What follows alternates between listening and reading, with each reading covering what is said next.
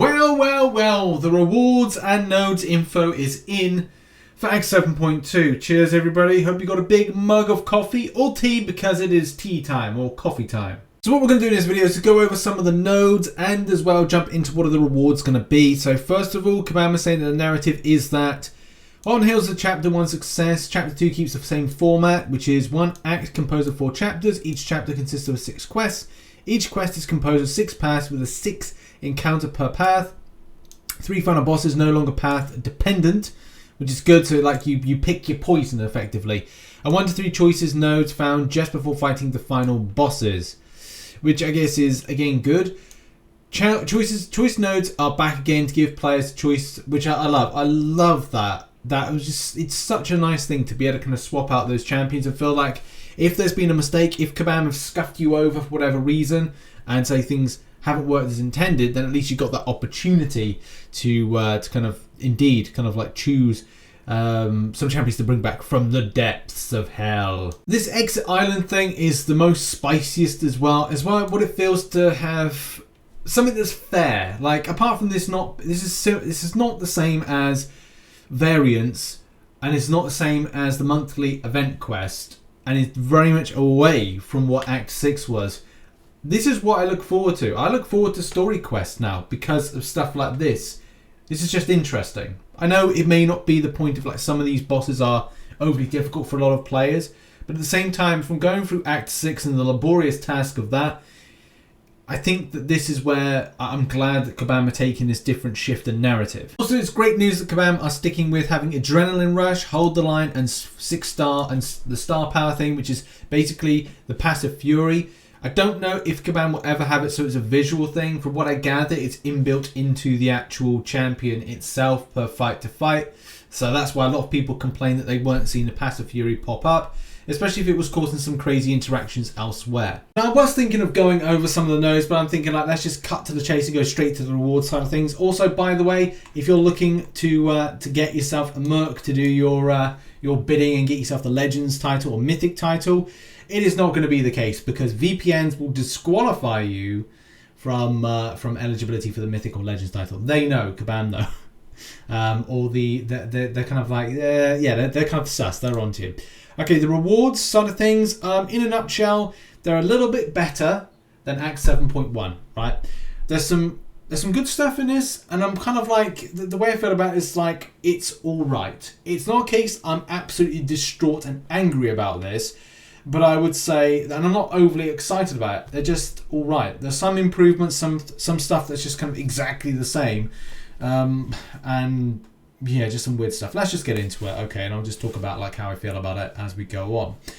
So from a completion standpoint, there is exactly the same as what is in 7.1. Yes, I kid you not. I kid you not. It's exactly the same as 7.1 for completion.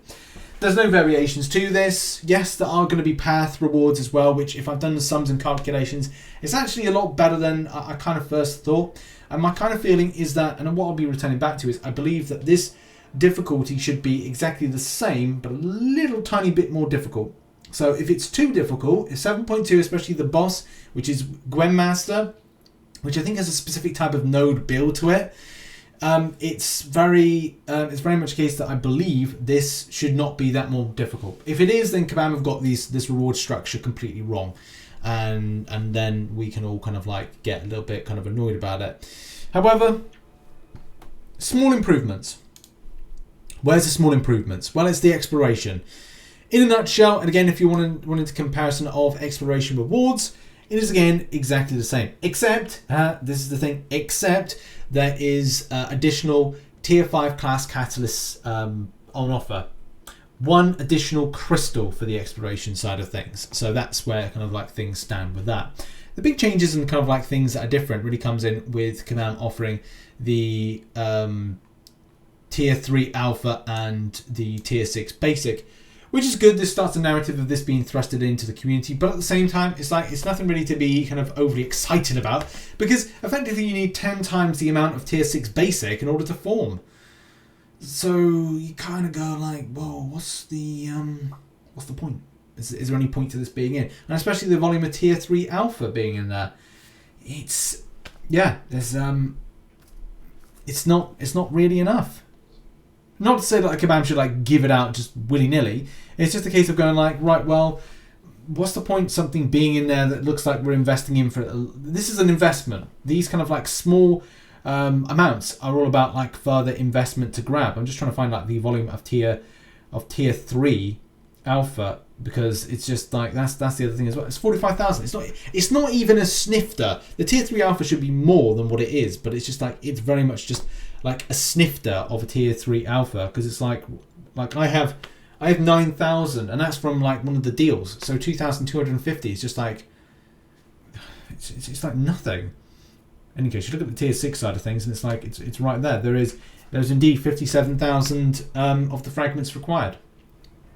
So again, like this is what I said, that this should not be any more difficult than Act 7.1, based on the fact that this means nothing. It means absolutely nothing. Yes, it's the premium thing at the moment.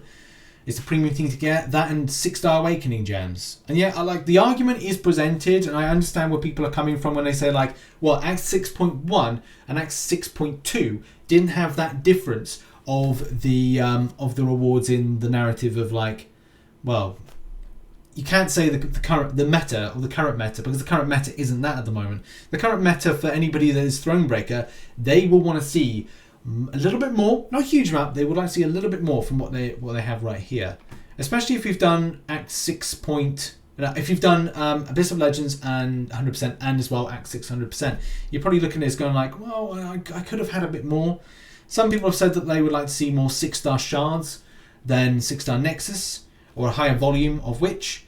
And I get it. I think especially when you look at the extent of path stuff, which is here. Again, if I've done my sums correctly, we should indeed get, if I get the calculator up, and we do 6 times, was it 1,500 a piece, equals 9,000 additional shards. If I've got that right, if that is per quest that you get 9,000, I think it says per quest inside a given quest once. So yeah, so 9,000. So that adds an additional flavour to being close to 2 6 stars from Shard's perspective, one additional one with the Nexus. So let's just say for hell's sake, it's close to 3, if not is 3 6-star shard, 3 6-star crystals that you get. But the question is it going to be worth it? Because 6-star Nexuses, which are great by the way, and they are fun, if you're ultimately left with something that's trash, you kind of go like, okay, so I just invested into it for rank up materials, because you do get high volume, and that's probably one of the winning things about this is the volume of fragments that you get for this. So it's, as I said, like, I'm not angry about this. I'm not absolutely jubilated by this. I am just kind of like in the middle going like, it's all right. There's some ways I could have seen this improve, but at the same time, I get it. It's just a bit weird to kind of go that you have this here, not there. Have this here with the volume of tier 3 alpha and 6-star base, tier 6 basics, and go, could it be a bit more? Especially from the amount of time it's going to take.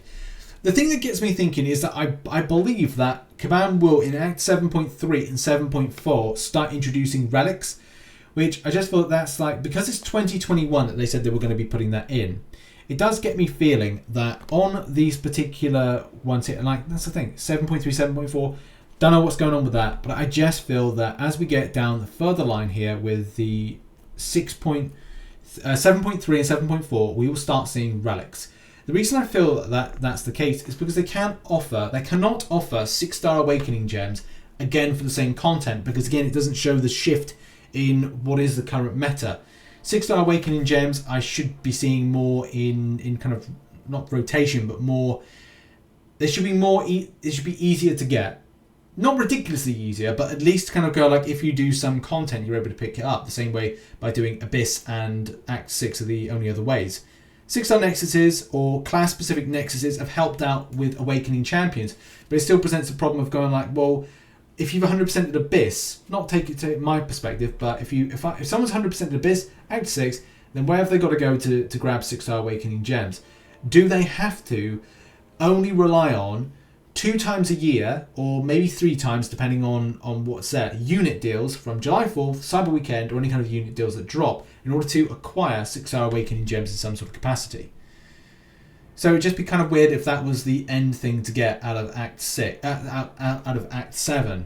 Yeah, okay, I would kind of say that a completion side of things, a generic 6-star Awakening Gem or an Awakening Gem Crystal, of course. But anything else would just be like, well, we had this in Act 6. Why are we not seeing any kind of like shift? Because 6 stars are more available. We're pushing relics this year.